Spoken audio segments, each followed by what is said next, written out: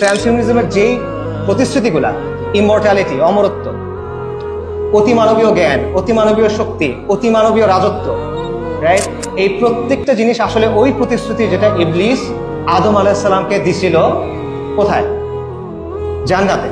এবং যুগে যুগে আপনি যদি দেখেন, এখানে আমি শেষ করছি, যুগে যুগে আপনি যদি দেখেন যে যুগে যুগে যত সিক্রেট সোসাইটিস আছে বা Rosicrucians, Illuminati, freemason, mystery religions of Babylon, এই সবকিছু যদি আপনি দেখেন, এগুলোর সবকিছুর মূলে এই একটা কথা, সেটা হলো যে ইবলিস আসলে মানুষের ভালো চাইছিল, আল্লাহ একটা জিনিস মানুষের কাছে গোপন করছিল, সেই জিনিসটা নাউজুবিল্লাহ সেটা সে আদম আলাইহিস সালামকে জানাই দিছে, এবং এটার মাধ্যমে মানুষ অক্ষয় জীবন পাবে, এটার মাধ্যমে মানুষ ফেরেশতাদের মতো হয়ে যাবে, এবং এটার মাধ্যমে মানুষ অক্ষয় একটা রাজত্ব পাবে।